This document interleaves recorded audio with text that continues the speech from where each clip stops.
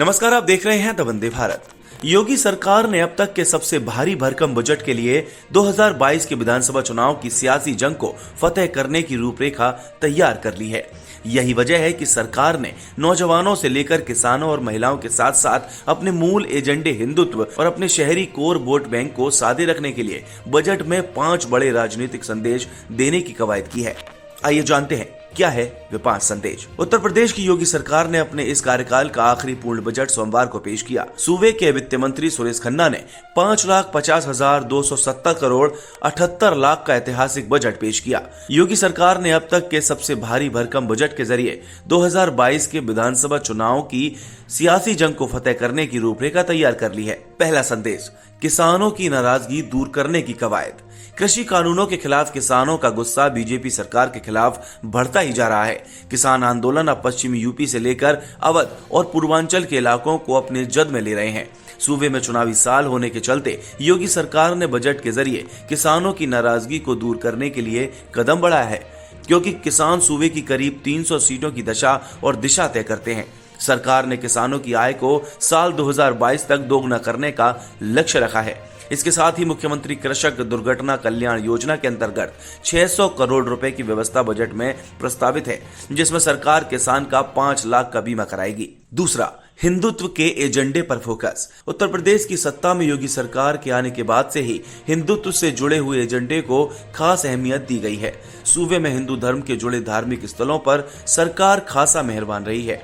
इस बार के बजट में भी सरकार ने गाय, गुरुकुल, गोकुल के लिए खजाना खोला है।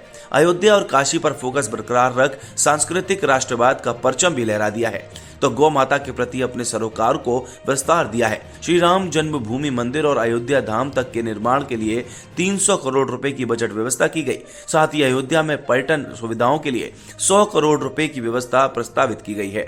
योगी सरकार ने बजट में अयोध्या एयरपोर्ट का नाम भी मर्यादा पुरुषोत्तम राम के नाम पर किए जाने की घोषणा की है, जिसके लिए सरकार ने 101 करोड़ रुपए की धनराशि तय की है।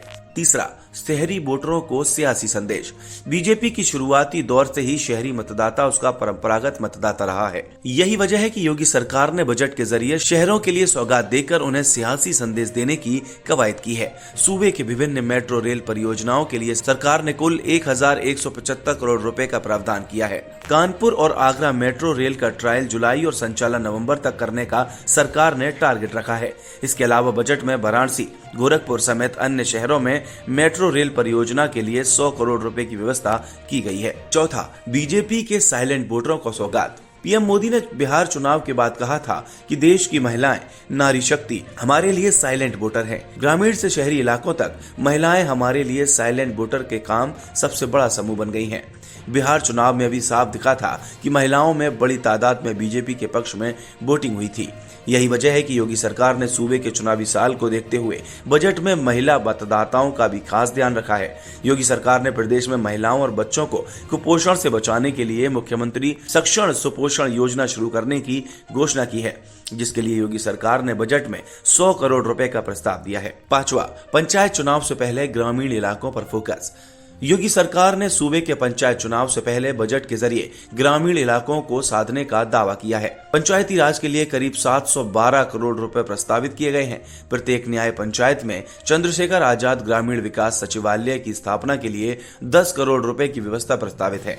इतना ही नहीं, मुख्यमंत्री पंचायत प्रोत्साहन योजना के तहत उत्कृष्ट ग्राम पंचायतों को प्रोत्साहित किए जाने हेतु 25 करोड़ रुपए की व्यवस्था भी प्रस्तावित है। ग्राम पंचायतों में बहुउद्देशीय पंचायत भवनों के निर्माण हेतु 20 करोड़ रुपए व्यवस्था और राष्ट्रीय ग्राम स्वराज्य अभियान योजना के अंतर्गत पंचायतों की क्षमता संवर्धन, प्रशिक्षण और पंचायतों में संरचनात्मक ढांचे के निर्माण हेतु 653 करोड़ रुपए की बजट व्यवस्था प्रस्तावित है। अब देखने वाली बात होगी कि इस बजट से कौन सा मतदाता प्रसन्न होता है और कौन सा रुष्ट। देश दुनिया की और भी खबरों के लिए देखते रहिए द वंदे भारत।